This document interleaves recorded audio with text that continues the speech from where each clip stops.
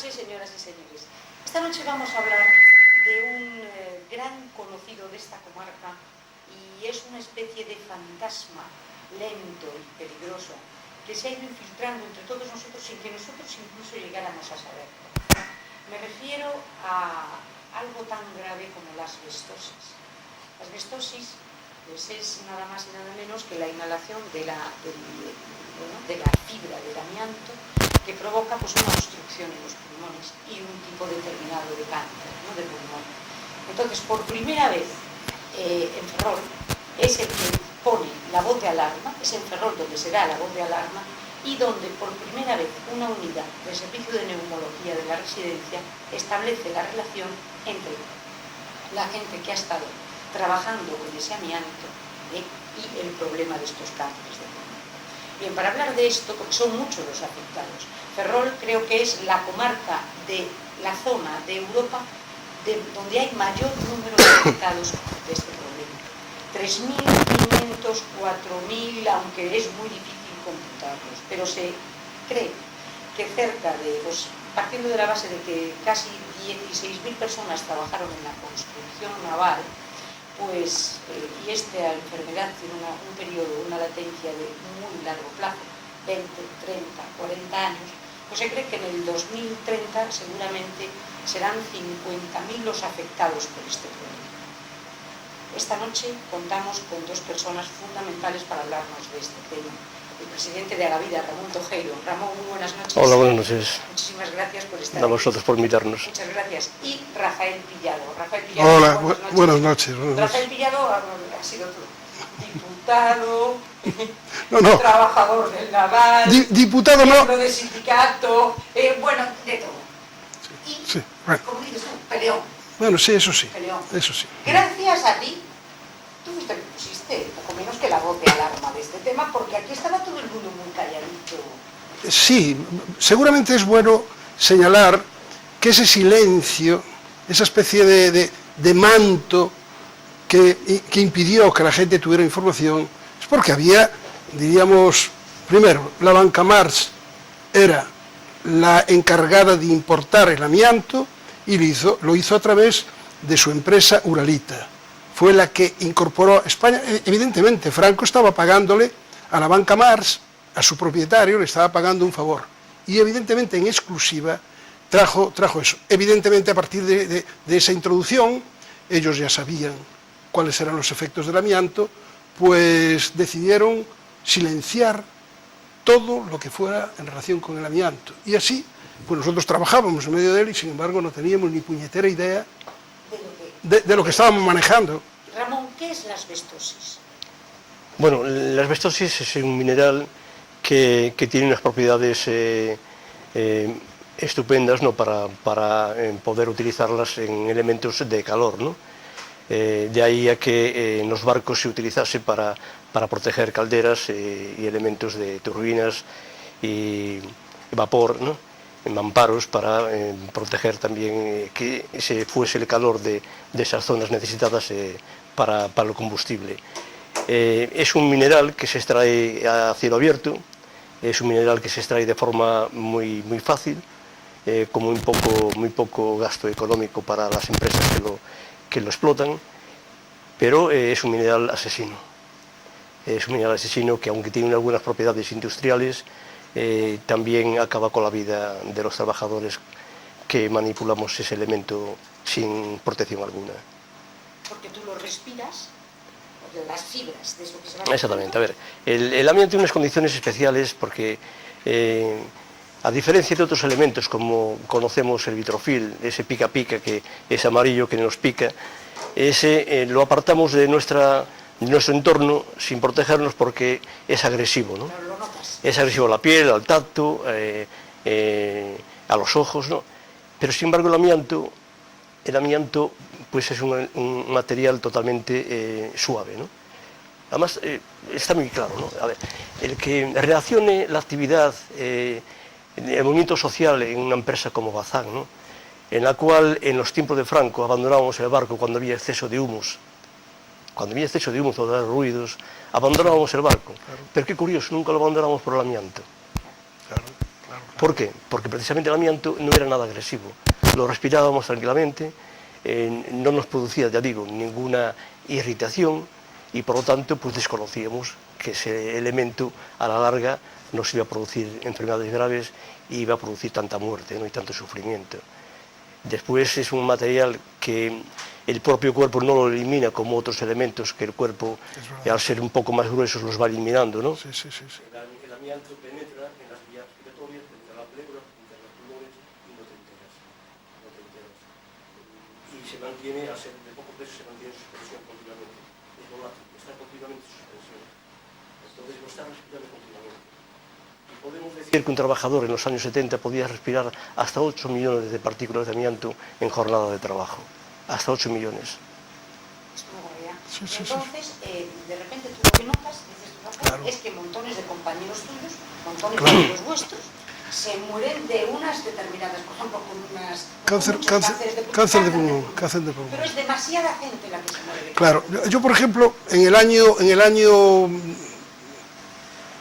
98, pues tengo una conversación con un dirigente de mi sindicato. Yo era miembro del comité de empresa de Bazán y le comento, él era el responsable del metal en toda la comarca, y yo le comento que es extraño que varios compañeros míos de monturas a flote, pues siendo personas muy fuertes y, vamos, que no era gente débil o enferma, pues se está muriendo.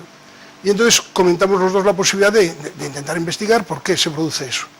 Y yo me dirijo a un dirigente de comisiones obreras, un dirigente histórico, Ariza, y le pregunto quién me puede informar de cuál puede ser la causa de esta mortandad. Y me pone en contacto pues con el que llevaba los temas de seguridad en la dirección de comisiones obreras. Este hombre, lo primero que hace es, ¿dónde trabajaban? Pues mira, trabajaban manipulando amianto. Ya está, el amianto. Y entonces lo que hace es, te voy a dar información para que te pongas al corriente. Y me manda un dossier con el que había preparado un libro que publicó pues poquito después.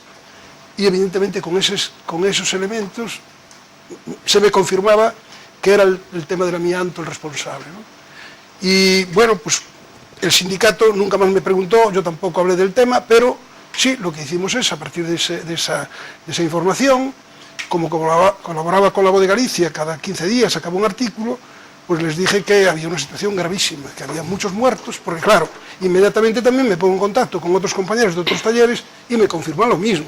Y dice, es que hay gente que estuvo trabajando manipulando el amianto aquí, en cada taller había un equipo, no sé, de 10 o 12 personas que se dedicaban a preparar lo que eran mantas, a preparar lo que eran tejas para colocar esas tejas en torno a los tubos, tejas alargadas. Todo eso se revestía, ¿no? o como una...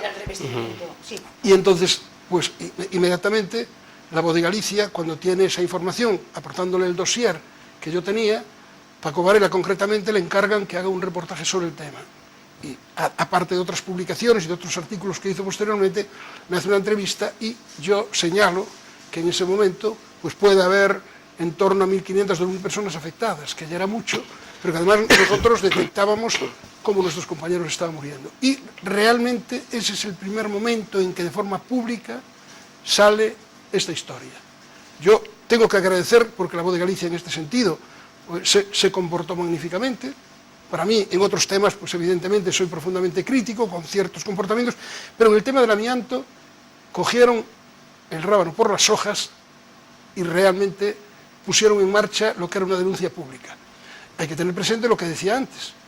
Uralita y la Banca Mars se dedicaron a pagar incluso a médicos que hacían algún tipo de comentario para que no hablaran de ese tema. Había que silenciarlo. Silencio absoluto. Porque era la codicia. Exacto. Es la codicia en el mundo empresarial, a costa de lo que sea. Claro, que los trabajadores no nos enteráramos de por qué nos moríamos. Y de hecho, muchísima gente se murió sin saber de qué había enfermado. Pero eso ocurría aquí en España, porque hablábamos antes que, sin embargo, en Estados Unidos, en la época de los 60, ya son conscientes de la enorme gravedad que tiene esto. Claro, y de hecho, sus barcos de guerra, los famosos esos 5 latinos que hablabas tú antes, nos los mandan, menudo regalo envenenado, pues sí, porque nos mandan de regalo, pero era una bomba de relojería. Exactamente. Desde el punto de vista de los trabajadores, era condenar a la gente que trabajara ahí, pues Ellos lo sabían. a la muerte casi segura. En Estados Unidos se sabía, porque ya se prohíbe, me parece Sí. que desde el 60, la década de los 60 se prohíbe el amianto Claro, en Estados claro. Unidos. Entonces Pero- nos mandan los barcos a Claro, nosotros. bueno, pero es que además lo curioso es que la dirección de Bazán sabía de qué estaba hablando. Los que no lo sabíamos éramos nosotros. La dirección de Bazán lo tenía que saber a la fuerza. Lo sabía, porque alguno de sus dirigentes a mí me confirmó que ya conocían a partir de los años 50, conocían lo que estaba pasando en Estados Unidos. Por lo tanto, evidentemente lo sabían, gravísimo, Sí, sí. porque estaban condenándonos a morirnos de cáncer de pulmón o cosas parecidas, ¿no? Gravísimo. Y es una pena no habernos adelantado en el tiempo, porque había que pedir responsabilidades, era asesinarnos. Grave. Y además a muchísimos A ver. trabajadores, porque ¿cuántos trabajadores había entre los dos astilleros? A ver, en los años 70, que fue Toda la gente de Marina que estaba también. en los años 70, en los astilleros de Bazán y Astano, que fue el año que más amianto se utilizó, tal vez, ¿no? Claro. Yo creo que seríamos unas 17.000 personas trabajando en los astilleros. Y el porcentaje es muy alto, más del 30% de los que hemos estado expuestos al amianto estamos afectados. Tan alto, sí. Tan alto. Sí. Es tan alto. Lo que decía además el amigo Pillado, de que hay gente que se está tratando con otras patologías que tienen relación con el amianto, pero que no se vinculan al amianto. Y están en oncología o están en otras unidades, pero que ciertamente el amianto causa mucho daño. No solamente causa daño a los pulmones, causa daño de colon, causa daño también a los hombres en la próstata.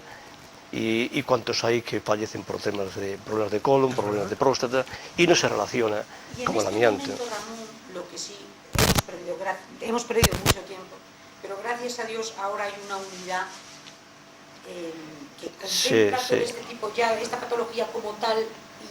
Sí, ¿Se ha avanzado en eso? si me permites, quería apuntar de que no había ignorancia en las autoridades de este país y los responsables de las empresas. Hay que darse cuenta que Bazán, en aquellos tiempos de los años 70 y antes, presumía, y era cierto además, que tenía los mejores equipos de prevención. Los tenía los mejores.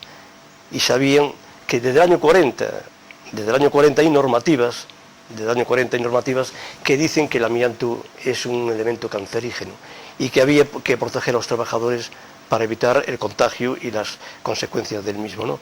En el año 61 se fueron mejorando con el paso de los tiempos, y en el año 61 ya se ha hablado de la asbestosis en normativas de nuestro país. Ya se